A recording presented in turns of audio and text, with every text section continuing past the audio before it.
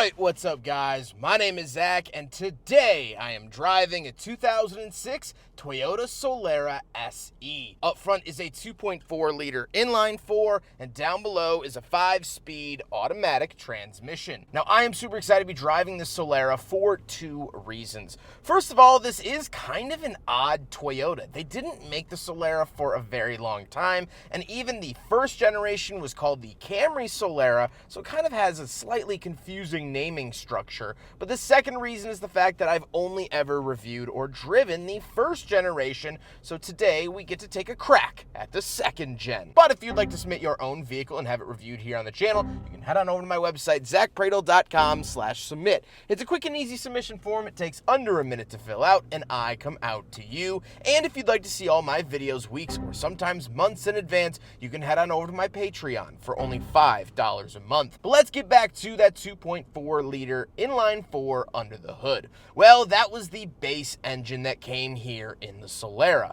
There was also a 3.3 liter V6 that was offered at the same time, and that is the more desirable engine. This 2.4 liter in this era, because it is shared with the Camry, has been known to have some oil issues, but it's relatively easily fixable. In the grand scheme of things, they're still reliable engines, they just do have that oil issue. But it's a well-known one, and pretty much any shop is going to know how to fix it. You are down on power. This is not a very quick or agile vehicle, and even in its day, journalists that drove them brand new were saying that these were not sporty in any fashion, and so that's what kind of downgraded the Solara. But we'll talk about towards the end why I think that that's kind of okay. Like I said, paired to it is a 5-speed automatic transmission, and that was new for the 2006 model year. Previously, the 4-cylinder had been connected to a 4-speed, but for 06 they gave it the 5-speed that is shared with the V6. Last but not least, the Solara is, of course, front-wheel drive.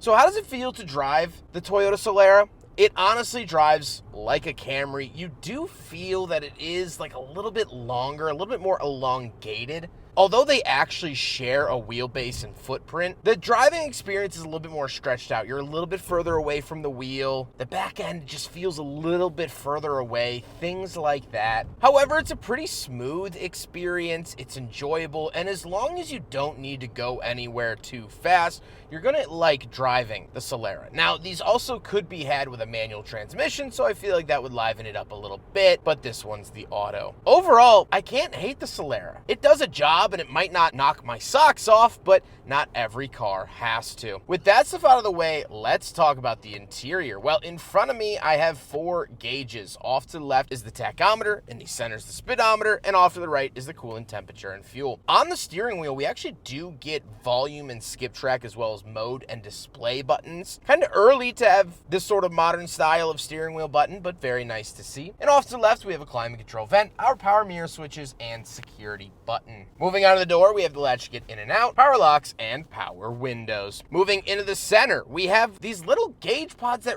really remind me of the Nissan Z products. I know they share no lineage at all, but I thought this was very interesting. So off to the left, we have an MPG gauge. In the center, we have a clock, and off to the right is the outside temperature. Very odd to see, and this was not shared with the Camry of the time. Then we do have 2 climate control vents and the hazard switch, and down below we have the radio. This was shared with the standard Camry of the era. CD, AM, FM, things like that. And then we have our climate controls. Very simple. Fan speed off to the left, where to send it in the center, temperature off to the right. Then we do get a big cubby down below, 12-volt outlet found in there. Really like the look of that. We have the shifter, handbrake, and cup holders. So we'll do a big friggin' bottle test, and this is very interesting. There's this little gate that comes down for smaller cups.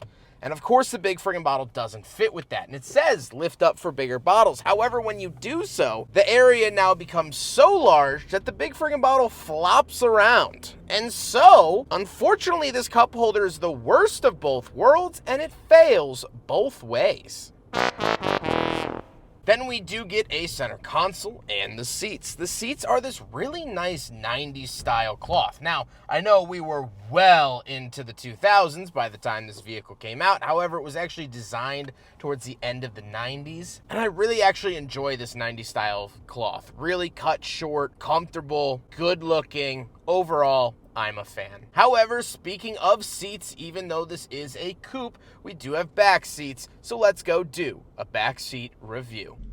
I believe I have found my least flattering angle. All right, so when you do fold the seat forward, it also pushes itself forward. Not the most graceful entrance, but no coupe is going to be. And once we are back here, it's honestly not the worst spot to be unless you have a head. If you have a head, then this is not really great.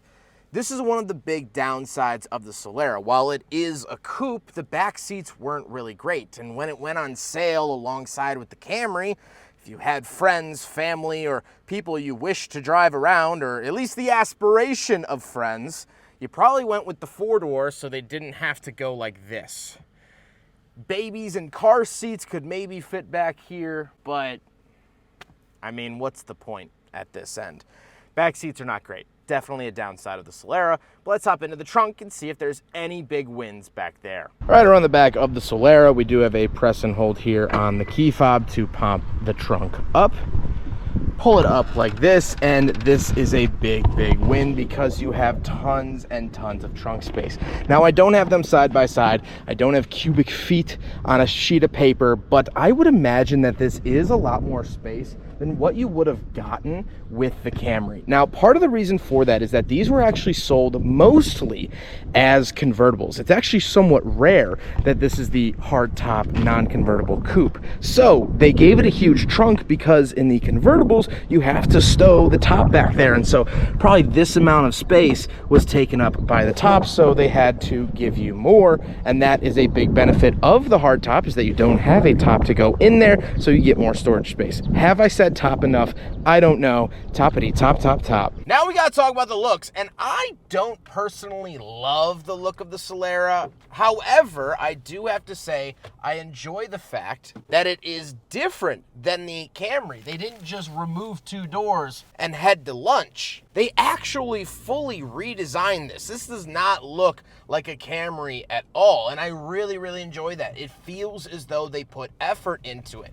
And that's not always a given with cars. Sometimes designers can be very lazy, but here for the Solara, they for sure weren't. And that is very nice to see. With all of that being said, let's get on to my final thoughts. What do I think driving the Toyota Solara from 2006?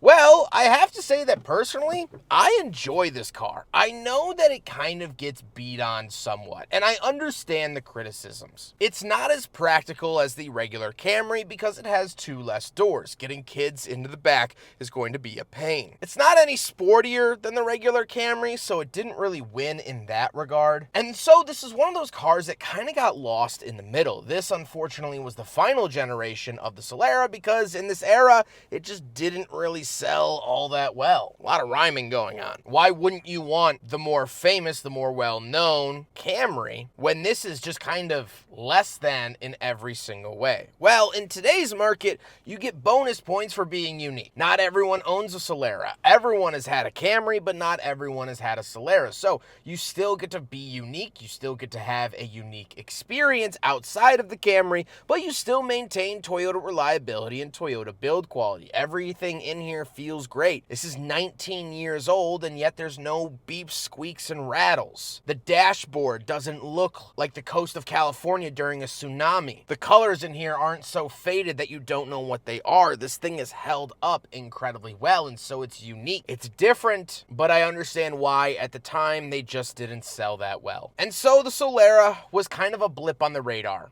It was here for a very short amount of time and then gone again. Toyota split off the Camry Coupe in the late 90s to build this. And while it might not be the header of any history textbook, it deserves its place, at least in the footnotes, for being a wonderful car. I hope you guys enjoyed the video. Huge thank you to Kian for letting me borrow his Solara for today's video. I've reviewed several of his cars throughout the past. He's always absolutely wonderful to work with, and I appreciate him very, very much. But I hope you guys enjoyed the video. Don't forget to rate the video, comment on the video, and subscribe if you really liked it.